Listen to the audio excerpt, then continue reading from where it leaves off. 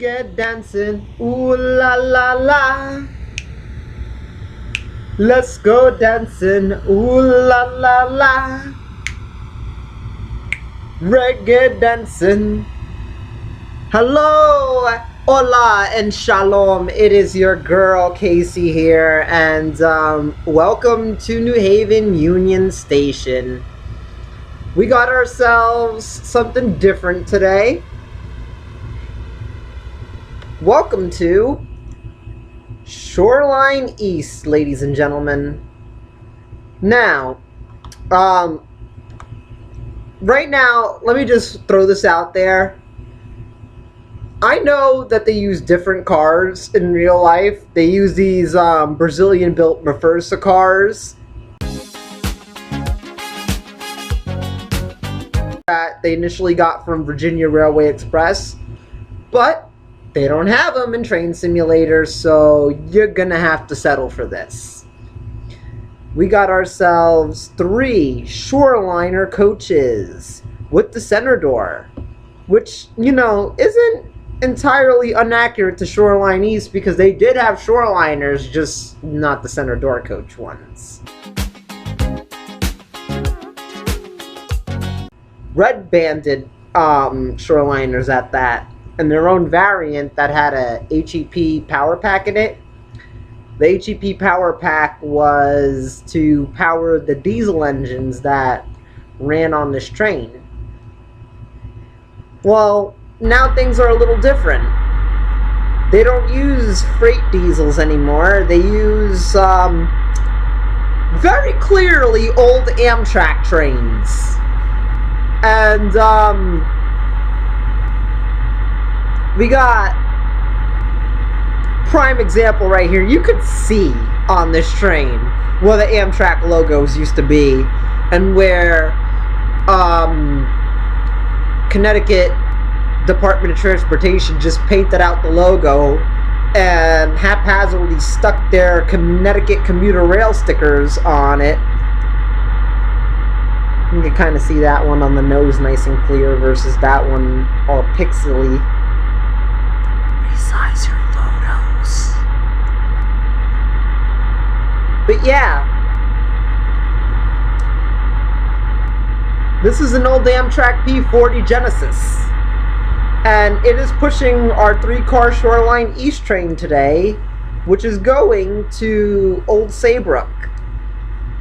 I was initially going to do the whole run to New London, but unfortunately, I kind of have to get up early in the morning for work. So, I kind of want to cut this short. It is, oh mama, it is 11:32, and I just took my sleeping pills now. Oh shit. Okay. So, yeah, Shoreline East.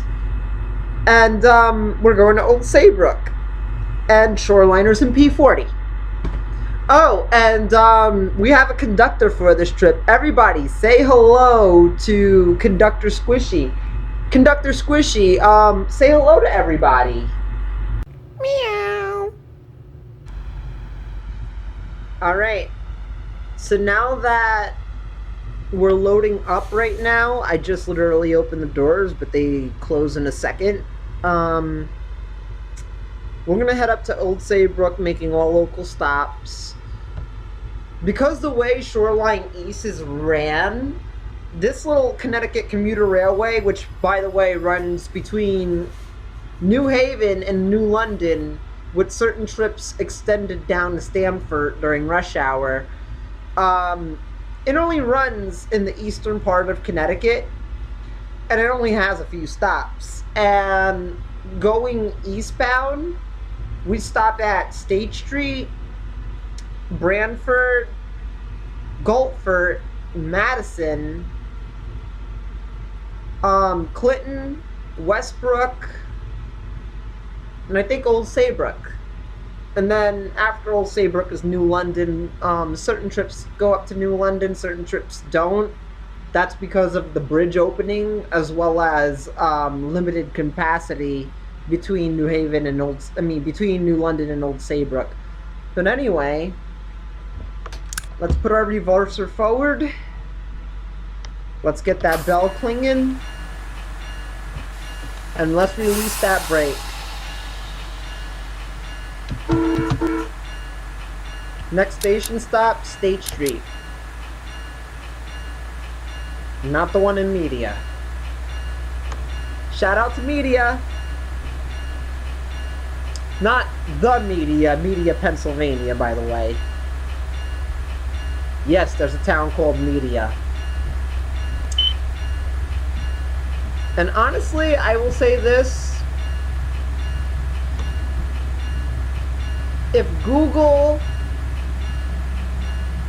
Amazon, all those Apple, all those Silicon Valley companies, if they happen to move their headquarters to Media, it'd become Social Media, Pennsylvania.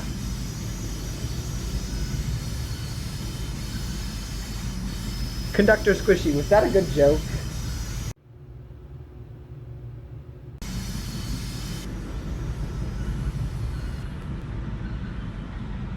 Oh, anyways, now we're heading our butts off into State Street, which is very close to Union Station. And this was actually a joint project between Shoreline East and Metro North. Obviously, the parent company being Connecticut Department of Transportation who built this, but this was a later addition to the New Haven line. And some Metro North trains actually come this far. Now, I know there's probably going to be a few of you in my comments like, what the fuck is a Shoreline East? Well, allow me to explain. Connecticut has 3 commuter railroads. We all know Metro North's New Haven line. Well, there's also Shoreline East and the Hartford line, aka CT Rail or C-Trail. That is a separate entity from Shoreline East, apparently. I don't know why. They all share equipment some way in some form. And in the future, Shoreline East might be sharing some Metro North equipment.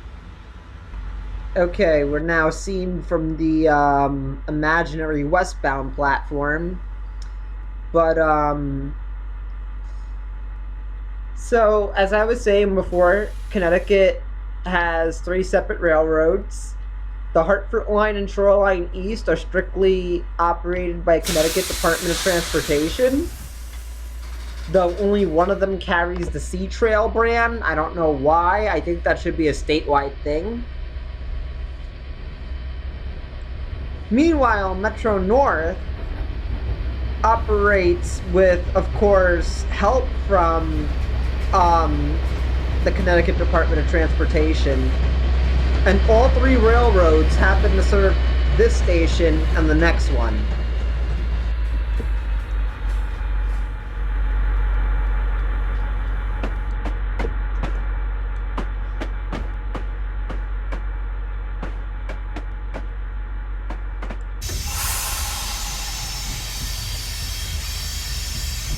Now, C-Trail, the Hartford line, whatever you would like to call it, it's the newer of the 3, specifically for the fact that it took a little while to get that up and running because the line was already running with Amtrak. And one thing I didn't really understand is that they opened up the commuter rail service for the Hartford line. And it was like, alright, that's nice. So are you going to stop the Amtrak service that's on that line? Apparently no. Amtrak still runs hourly shuttle trains that make almost all the same stops as C-Trail. I think they skip 1 or 2. I'm not sure. I might be dead wrong about that. I haven't studied the Hartford line like I studied Shoreline East. Shoreline East is the second oldest, of course the oldest being the New Haven line. But basically it was like this. C-Trail is basically you know, the new hip thing that's going on now. And Shoreline East, it was originally started as a temporary railroad. A lot of the stations were built out of wood, only big enough to fit a door. So it really wasn't meant to be a permanent installation. It's just that the service got so popular that they decided, screw it, we're going to rebuild all the train stations into actual train stations. And they did. Though weirdly, they seem to have forgotten the westbound platform at, I think it's Guilford and Clinton. And the reason why Guilford and Clinton don't have a westbound platform is because initially Amtrak wanted Shoreline East to use the passing siding tracks at that station in both directions. Little did Amtrak know that would screw up their operation. They did try it, but Amtrak wasn't happy. And Amtrak was like, alright, whatever. Just run on the westbound track, skip those stations, going the other way. We'll figure something out. I think Madison also didn't have a westbound platform, but they installed one fairly recently due to high demand. And there are plans for a second platform at Guilford and Clinton, though the governor of Connecticut keeps delaying those plans. Why? Because he's a hater. That's why. I'm not even joking. This guy literally hates railroad.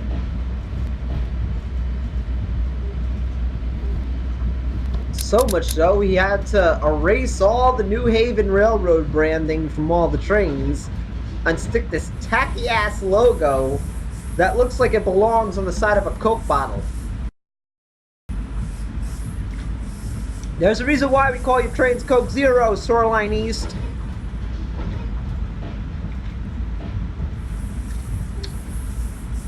Especially the Hartford lines. The Hartford line GP40s, which used to be the Shoreline East GP40s, those motherfuckers, they really look like Coke Zero.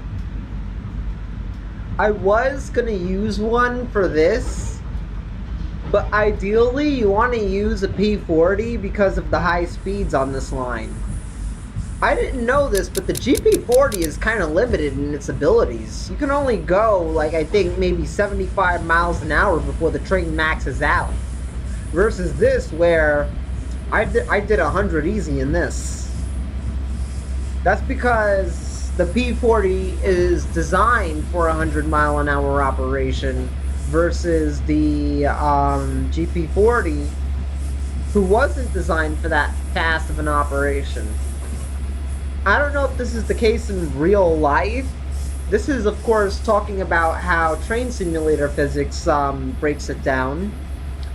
Because when you think about it, the GP40s that we use in the game are reskinned from the New Jersey Transit ones. So maybe they're spec'd differently. Excuse me. Anyways, this train is on our way to Old Saybrook, and the first stop is going to be Brantford. And if anybody is familiar with the Shoreline Trolley Museum, that's your go-to stop for that trolley museum. Even though, to be fair, it's more closer to where we are right now. Like, this section of track is actually not that far away from the museum.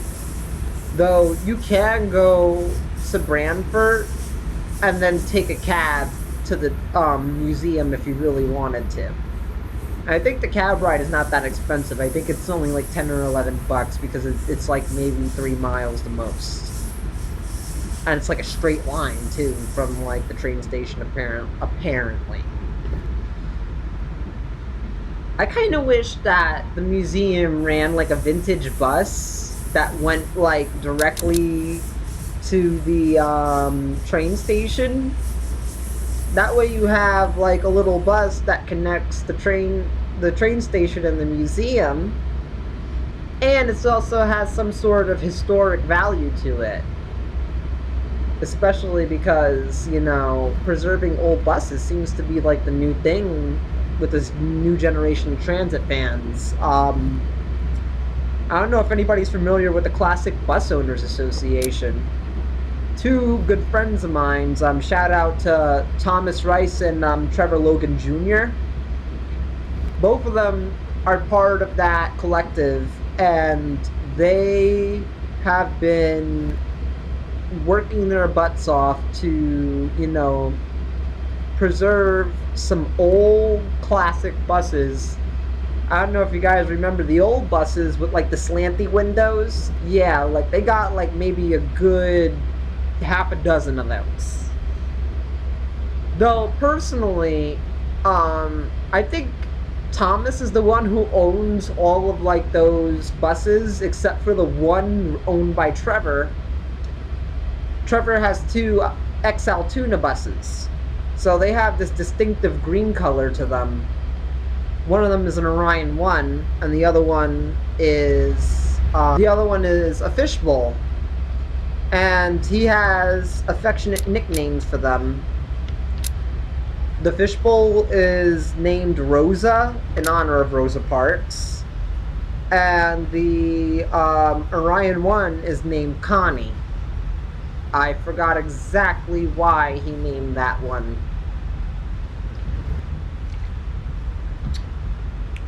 I'm gonna ask him when I get a chance. But yeah, because of his efforts and Thomas's efforts and the rest of the CBOA, a lot of younger transit fans are actually going out and buying buses. And this is especially, you know, the best time to do it because a lot of our childhood buses are starting to get retired now, and a lot of us have good jobs. Not me, of course, but a lot of my other friends have a lot of great jobs where they can afford to upkeep a bus, you know? So my hat's off to them for, you know, trying their best to preserve history, buying childhood buses. I have a friend up in New Hampshire. His name is John. He has a D40LF. That's a New Flyer. That's actually a bus that I rode on a lot as a kid and still continue to ride on here in Philadelphia. Matter of fact, I rode in a DE40LF, which is the hybrid version of that bus, just earlier today on the 21. So it goes to show you, you know, now's the time. If you really like buses of like the early 2000s and the late 90s, now's the time to get them, because that's all these transit companies are retiring them left and right. Hell, if I had the means, the money, and the job to support it, I would get me an old SEPTA D40LF. Because right now SEPTA is retiring their 56 and 5700 series as well as some of their 5800s. Those are all New Flyer D40LF diesel buses with Cummins engines in them. And if you know how Cummins is spelt, please refrain from laughing.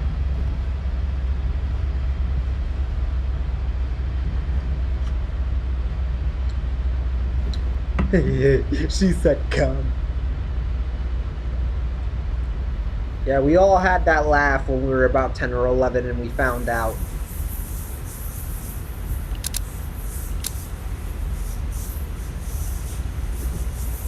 I'm weird. I like diesel engines. Obviously, I'm running a diesel train on an electric corridor. That's another thing. Shoreline East is unique in the fact that it runs a diesel operation on a line that has 100% wire. Well, on the main track parts. The Gulfer and the Clinton sidings don't have overhead wire. But that's set to change in the future because Shoreline East right now is in talks with Connecticut Department of Transportation and Metro North to see if they can get some of the Metro North EMUs to run this line, the M8s. And that would be nice. The only problem is that you have to electrify those passing sidings in order to get the service there. Otherwise, the train is going to have to skip those stops, just like it does westbound. And that's not good for service because there is demand for... There is demand for westbound service on the line, as well as electrified service. That way, they can run a combined Metro North Shoreline East train from Grand Central, one seat. That's the ultimate plan. A lot of people say, how come Shoreline East doesn't go into Grand Central already? Well, on top of them using straight diesel engines that can't run on third rail in the tunnel, and the fact that those diesel engines also do not have escape hatches in the front where people could easily slip off the train just in case there's any kind of emergency, it just makes no sense to do it. And I think another reason why is because they say these trains don't have power doors, the Reversa cars. That's a stupid reason. Because, what the fuck are you gonna do when the power goes out? Those cars, those doors on the electric trains that open automatically, they're gonna become manual doors anyway. And I don't know if you've been in Manhattan recently, but they had a blackout. Nothing like 2003 or 1977, but they had a blackout recently. And Grand Central was in dead center of that. Service from Grand Central and Penn Station, I think, were suspended for that. Talk about having an example show itself to you. Right, Conductor Squishy? Meow. Conductor Squishy agrees. Come on and join the reggae jam. I heard them singing. I'm sorry, I have that song stuck in my head. I'm a big Kool and the Gang fan. Probably looking at me like, Jesus Christ, Casey, Kool and the Gang was like 70s music. And you're a god, you're not supposed to be listening to funk. Well, fuck it, I'm a god who listens to funk, jazz, house, soulful house. And I do also listen to metal. Like, I do not turn down a good fucking Hatebreed song. That's my favorite metal band. Yeah, I like Hatebreed. I also kind of like they're not really metal, but I also like the White Stripes. They're more like just rock and roll or alternative, but pretty badass, the White Stripes. I kind of miss them. I do follow Jack White a lot. And apparently him and Jack Black want to start a band together called Jack Silver. You can't make this shit up. That would be interesting. That would be interesting. I remember when I was younger, my first girlfriend ever was a goth girl. But the first girlfriend I've ever dated, she had a very strong resemblance to Brittany Louise Taylor and Meg White at the same time. That's one hell of a combination. But she looked almost exactly like Brittany Louise Taylor with Meg White style and her mouth and Meg White's pointy nose.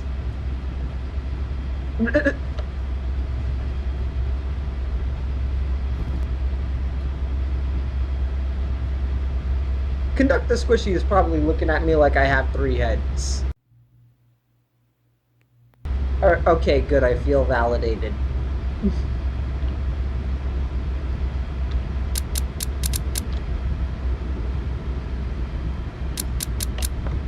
So, I think I figured out a direction on what I want to do with these videos. Basically, I'm making these into basic comic videos because honestly, I like bringing you guys comedy. I've been told that my train simulator videos make people laugh, especially when I did the Northeast Corridor roast video. A lot of people really like that video, believe it or not. And I've had a lot of people hit me up and say, hey Casey, can you roast this route? Can you roast that route? Truth be told, the only reason why I roast that route was because, you know, I was trying to have a normal train sim operation going on, and it just blew up in my face that day. And that was one of those days where, you know, I didn't have no smoke, I didn't have, you know, no food in my system, I was hangry. So, you know, I wasn't in the best of moods and everything was just pissing me off, and I let the Canarsie come out of me. For those who don't know, I'm from Brooklyn. So, yeah, the Canarsie came out of me that day. And a lot of people liked it. And I wasn't even trying.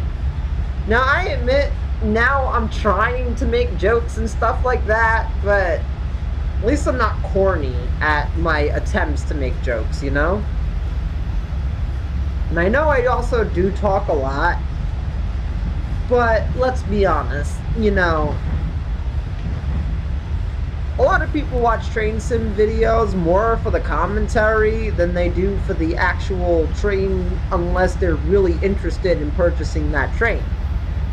That's when you go and you look up a YouTuber who actually puts these quiet cab ride videos.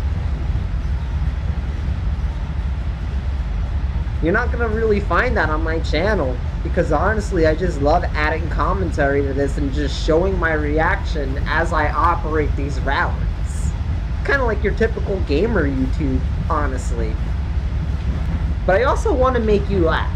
I want to make you laugh. And I know sometimes I may be corny, sometimes my jokes may not hit, sometimes my jokes are a little tone deaf, I admit, but I feel like comedy is a good way for me to root out everything. I think the biggest comedy of all is the fact that a fucking goth girl has any type of interest in trains. You would never think, you would think I'd be like some type of Edgar Allan Poe fanatic somewhere in a fucking poetry club. Or at a fucking mosh pit somewhere, which I admit, I do kind of want to be at a mosh pit right now, but, you know, goths can do some unstereotypical things sometimes, and I think that's what makes people, I think that's what makes goth unique. Goth is just a style. It's just what you do to make yourself happy, and, you know, it's also appreciation for the dark and the weird, as well as an appreciation for witchcraft, believe it or not. Now, not all goths are Wiccans, but most Wiccans are goths, if that makes sense. It's kind of like how not all Jewish people are Hasidic, but all Hasidic people are Jewish. That's kind of like how that works in a sense, you know. But I say most because there's also a lot of non-goth people who are starting to dab into Wicca. Wicca used to be just a thing that, you know, goth girls really only practiced because of the ties between goth subculture and witch subculture, let's be honest. But, I feel like you don't have to like a certain music to be goth. I feel like you don't have to have certain amount of clothes on to be goth. You don't even have to wear black all the time. Hell, I'm sitting here in a fucking blue and white Hello Kitty tank top. Though I was wearing a black and white dress earlier. That's kind of like my thing. Every goth girl has their own theme. My theme is black and white.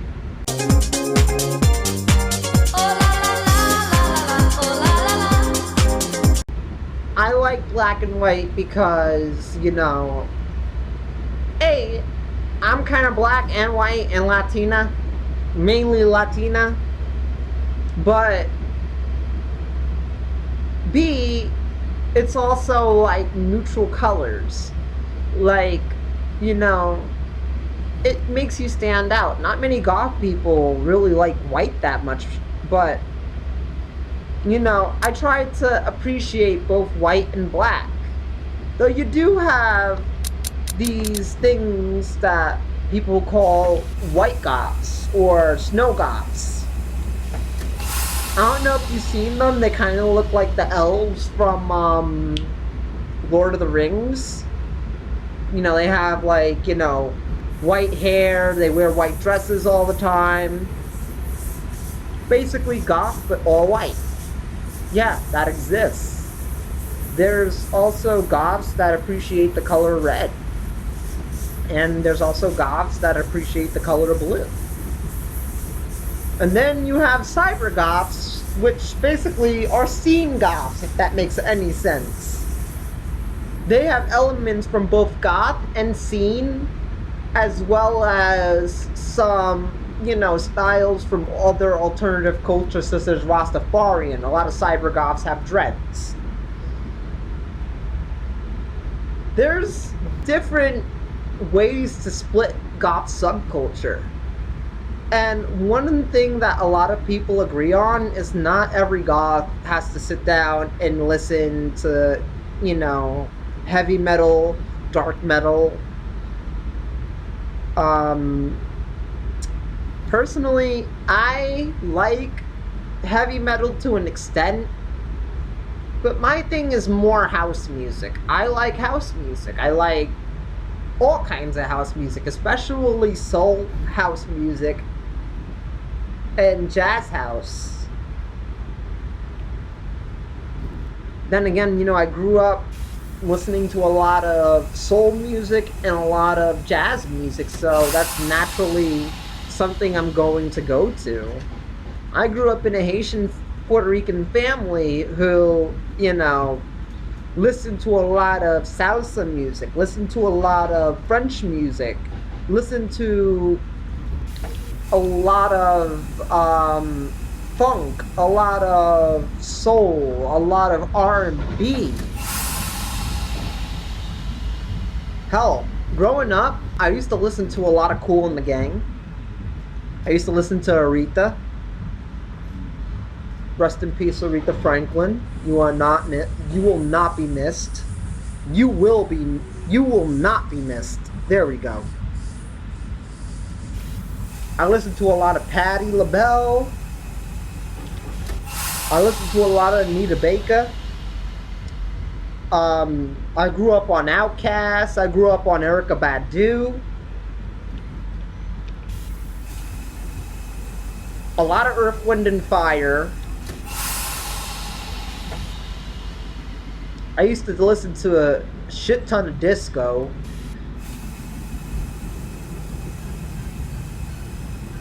Hell, growing up, I loved the Bee Gees. Especially Andy Gibb. Like, his solo album was amazing. I don't know if you've ever listened to Shadow Dancing.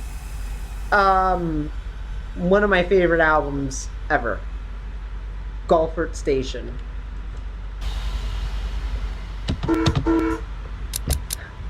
I love that horn.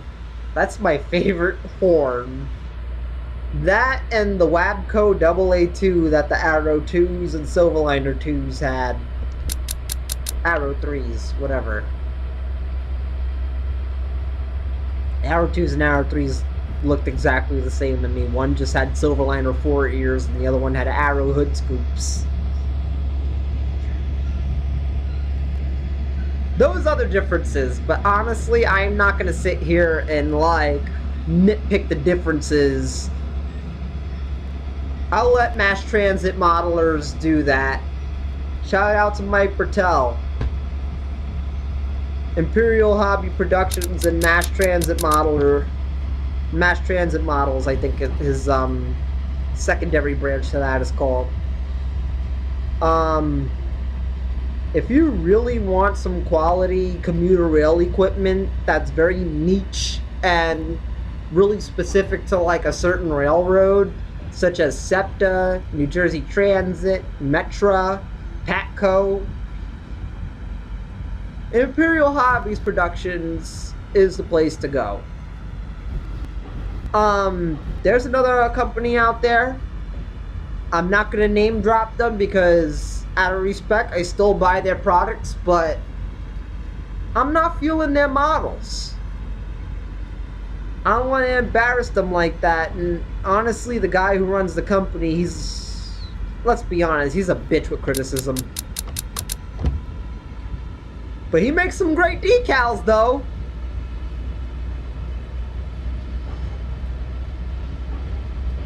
Y'all want to, like, name drop him in the comments, go ahead, but honestly, that company competes with IHP, especially the Mass Transit Models division, and they even make some of the same models, like the SEPTA Silverliner 4, for instance. I like MTM Silverliner 4 much better, just because the guy who makes them is from Philadelphia. I mean, I'm sorry. He's from Philly. He got the actual measurements from SEPTA. He went to the SEPTA yard and actually, like, did what he can to, like, make sure all the measurements and proportions were right. And while the other company made a pretty darn good Silverliner 4, it was a B in my book compared to the A+ that MTM IHP makes, you know? So I ended up selling a lot of the other guy's stuff in favor for MTM, though to keep it fair, I use the other guy's decals on the MTM products, much to the dismay of the guy who runs MTM, but honestly, it's my compromise to both companies. I buy decals from one company, I buy the models from another company. Boom, best of both worlds. Boy, if I had a fucking dollar for every time I heard that term. Oh, you're trans? Oh, you're trans. That means you're best in the both worlds. No, I'm not. No, I am not. I'm just a girl with a few extra parts.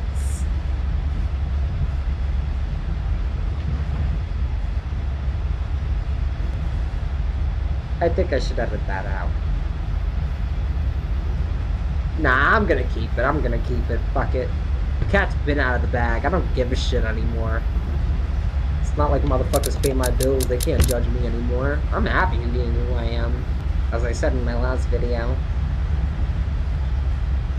Now, I'm not lightening up my voice neither, so fuck y'all for keep telling me to light up my voice. Y'all want somebody to light up a voice? Then fucking go and swallow a goddamn lightning bug. There, lighten up your own voice. Yes, I just made a mom joke.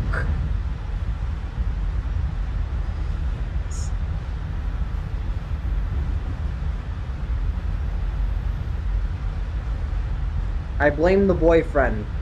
He makes dad jokes all the time.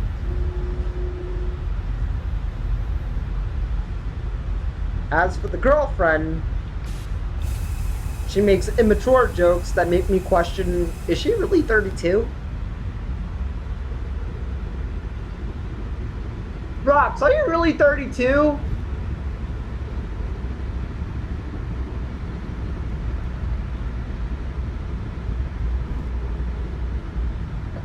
She don't want to answer me when I'm like filming.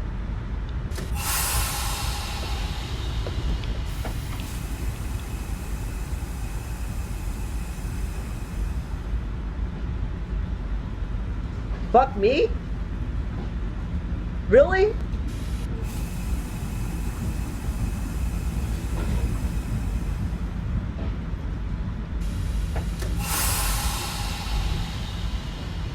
I don't know if you heard that, but I just got cussed out.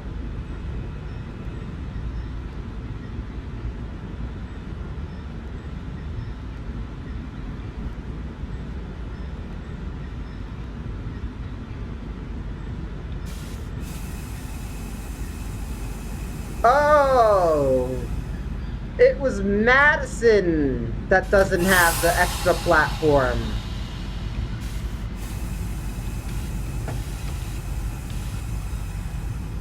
I forgot about Madison's existence for a minute.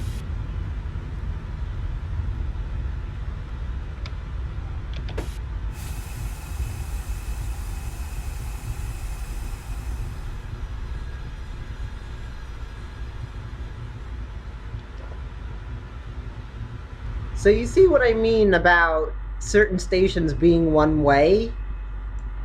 There's no other platform here at all. Like, at all. Excuse me. So, if you want to take the train down to New Haven, you're gonna have to board at another station.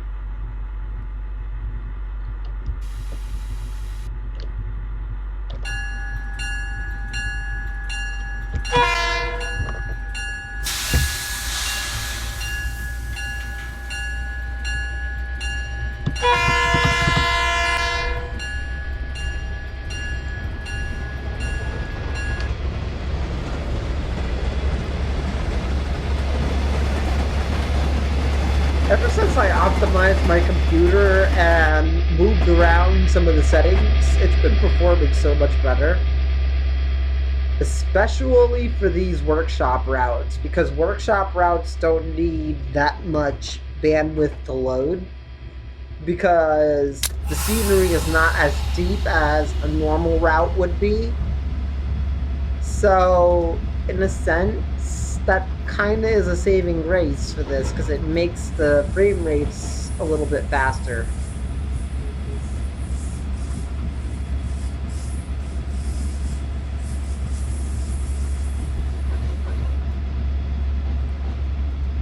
Alrighty, next stop I think is Clinton.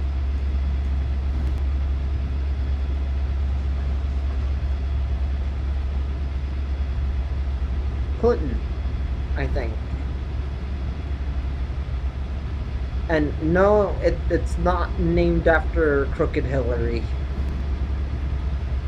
Yes, a liberal just said Crooked Hillary.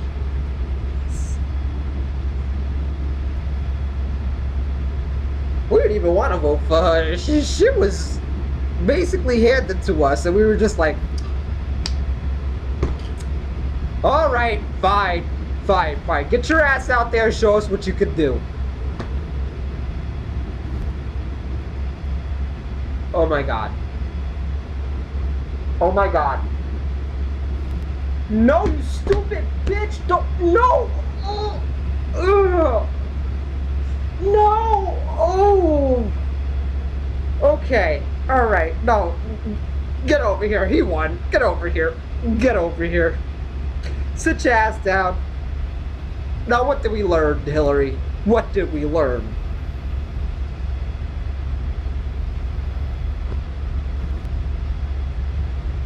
That's the only time I'm ever getting political on this channel.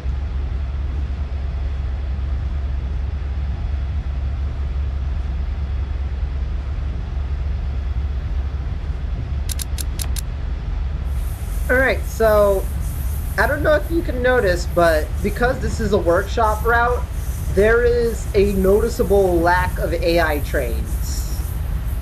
And that does bother me a little bit because this is the stretch of corridor where you normally see a lot of high-speed Amtrak action, especially with the Acela Express, which runs at, I think, 120 miles in certain sections through here. Like this section is 120 mile an hour track.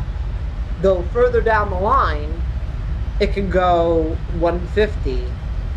And of course, that's the part that's not shared with Shoreline East.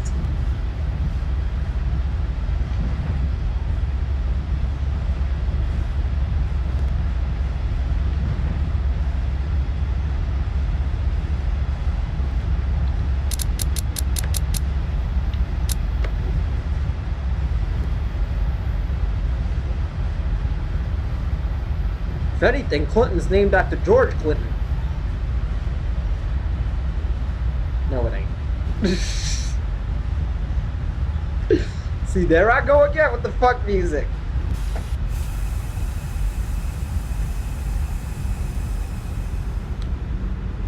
I don't think this sectional line also has grade crossings, to be honest.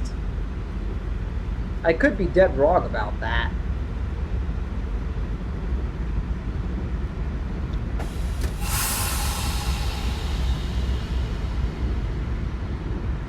Conductor Squishy, is there grade crossings on this sectional line?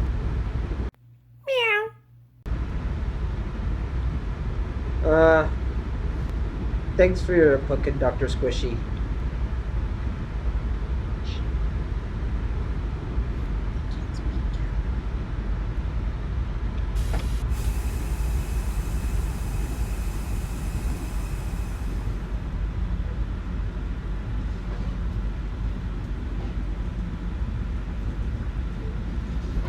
As I mentioned before, Clinton is a one-way station, so there's only a platform on this side. Though in real life, I think it's a high-level platform. For some reason, in this version, it's a low-level platform.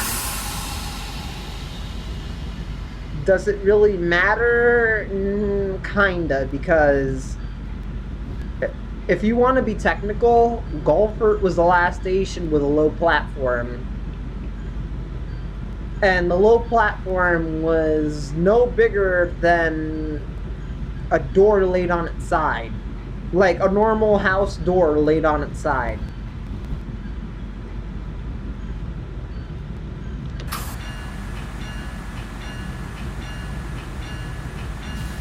So I got my stations mixed up. It's Westbrook with the one with the passing siding, not Clinton.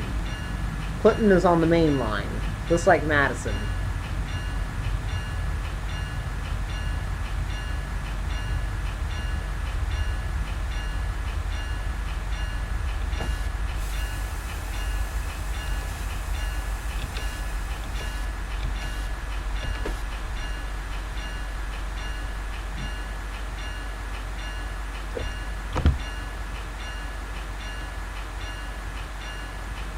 Clinton Station.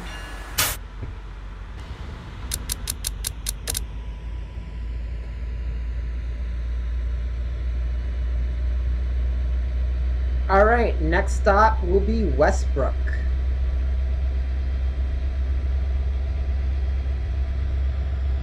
Truth be told, Westbrook train station in this version of Train Simulator is by far the most accurate station I've seen in the entire line, because the other stations, while they had certain features that are similar to the real ones, they were also lacking certain features. Like at Branford, and I think even Gulfport, there's a bridge that connects the two platforms. There's no pedestrian bridge at those stations in this version for some reason. I don't know if it's you, William, who's working on this, or if it's somebody else, but whoever's working on New York to Boston, please make every station look like Westbrook.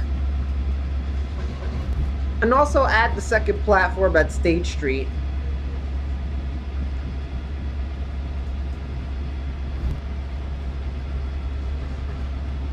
I'm a very simple girl. I don't have a lot of demands, so that's all I ask.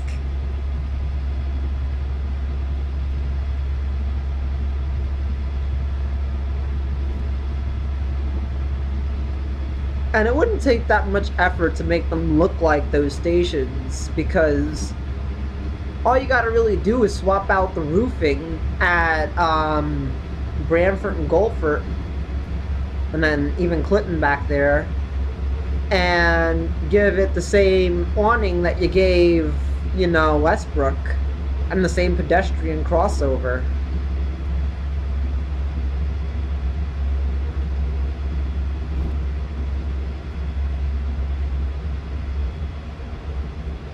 There's still like little sections of lag here and there. I'm aware.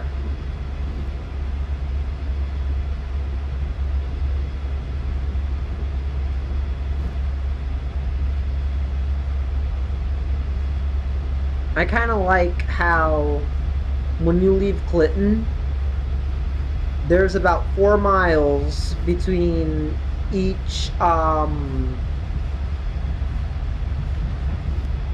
station after that, because after Clinton, Westbrook is 4 miles ish, about from Clinton, and Old Saybrook is about 4 miles from Westbrook, and then you got this big old gap between Old Saybrook and New London with no stations whatsoever, though I heard that certain communities along that section of the line have been asking for it.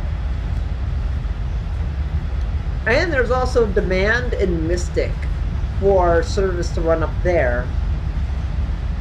And C-Trail, not C-Trail, C-Trail's the Hartford line. CDOT, Connecticut Department of Transportation, they're considering it. They're even considering going as far as Westbury, Rhode Island. Though Rhode Island would have to pay for that, for their portion of service, and rightfully so.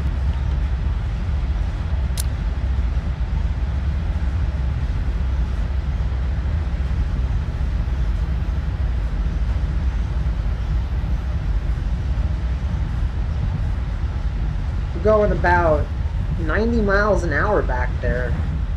So this is why I like the Genesis is much better than the GP40s.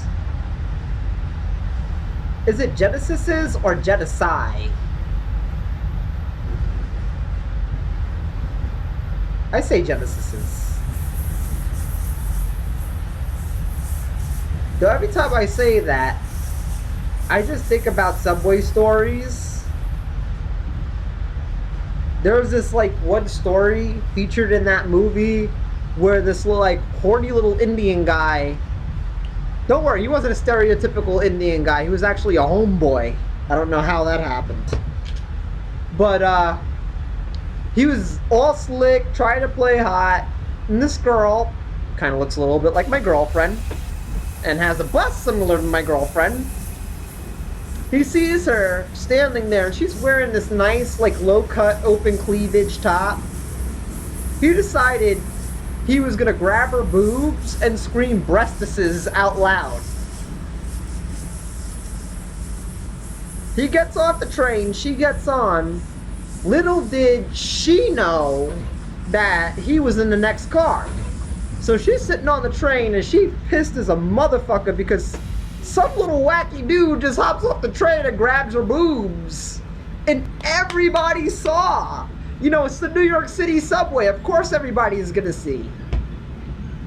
So she gets to the next stop, which was Grand Central because she was on the shuttle. She gets to the next stop, gets off the train, and lo to behold, guess who's there? Mr. Breastises himself. So, like any woman who is assaulted, she did what any assaulted woman would do. She approached him and kicked his ass. And because she kicked his ass at the next stop, The cops, to them, this was an unprovoked fight. Let's slap the cuffs on her. Now, mind you, this movie was made in the 90s. I think the mid-90s, too, at that. So back then, there wasn't no Instagram or Facebook or Citizen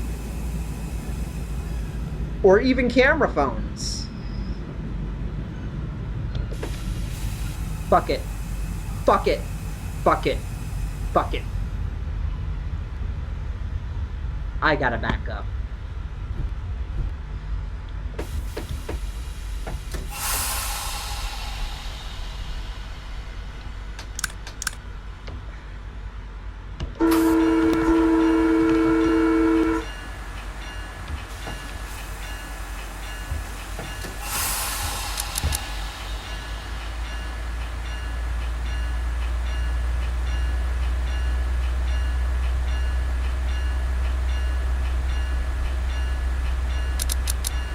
Sometimes talking while operating a train isn't the best idea, people. But I do it because it's a simulator and you can get away with doing it on a simulator.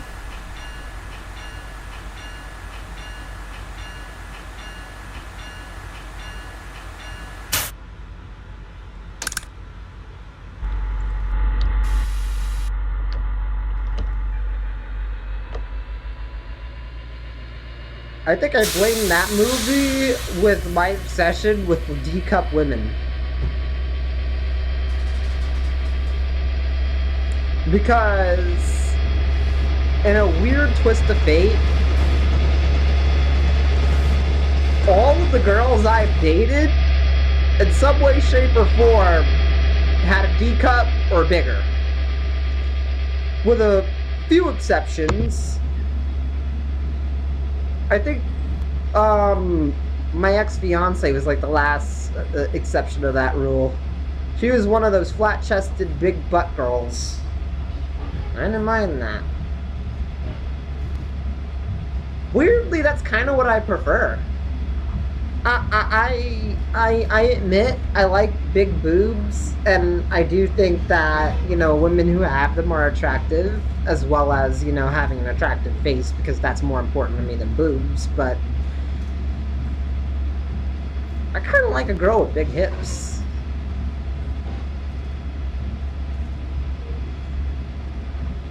I like a girl with big hips, and I like a guy who has like the salt and pepper thing going on with his beard or his hair.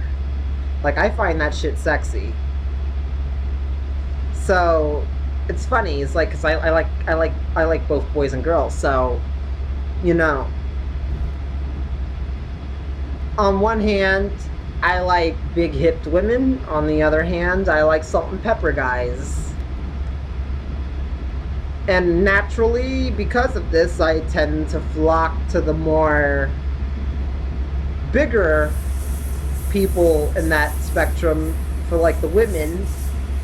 And for the men, I tend to go for the more older men. Because let's be honest, you're not going to find a 26-year-old dude with a salt and pepper beard. And it's like, for women, I'm not really, like, you know, critical about race or anything like that. I give all races a try. But for guys, while, you know, I'll give, like, you know, depending if I like the guy or not, I'll give him a chance. It's like, I kind of have a preference more for dark-skinned men. Like, you know, dark-skinned Latino or black or, you know, West Indian. That's just how I am. I guess it's because of my background and stuff like that. You know, I grew up in a Haitian family. So, growing up, you know, I was surrounded by a lot of dark-skinned people, especially dark-skinned guys. I used to always look at the dads of, like, you know, the other Haitian kids on the block, and I'd be like, Mind you, at the time I was like maybe 18 years old. And I'm just like, Papi could get it.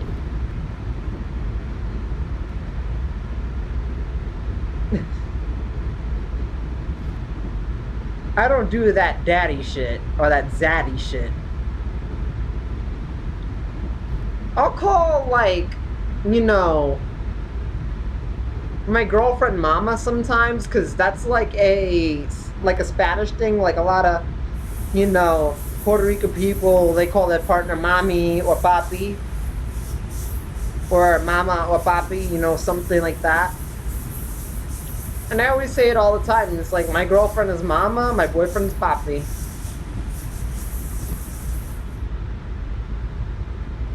They don't date each other, but they share me as a girlfriend. And in case you don't know, that's actually like a legit form of dating called polyamory dating. A lot of people will call us selfish. A lot of people will call us, you know, greedy. That it's not a real relationship because in the end I can only marry one person. But there's a growing acceptance of it. And honestly, my heart is way too big to share with one person. And I always said it when I was younger. I was like, why can't I have both a boyfriend and a girlfriend? You want the best of both worlds, that's the best way to get it. Because the trans person is not the best of both worlds. A polyamorous relationship with a man and a woman, now that is the best of the both worlds right there, my friend.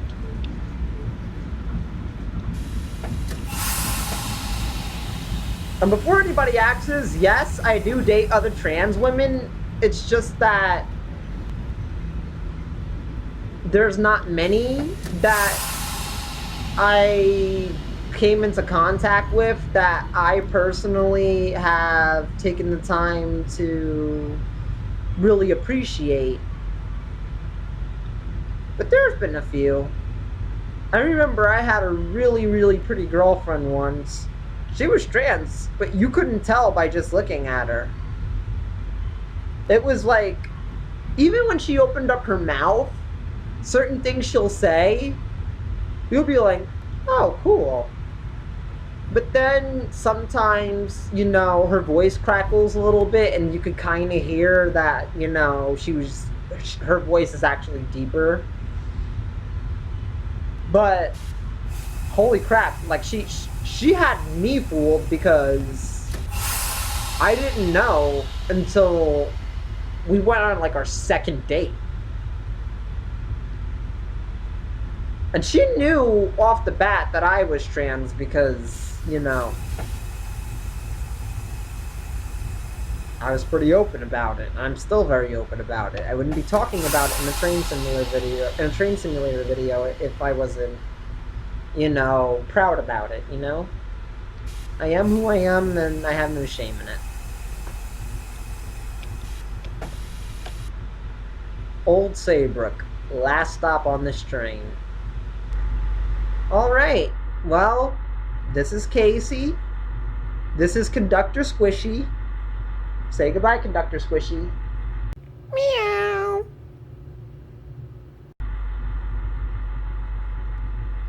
And you have a nice night.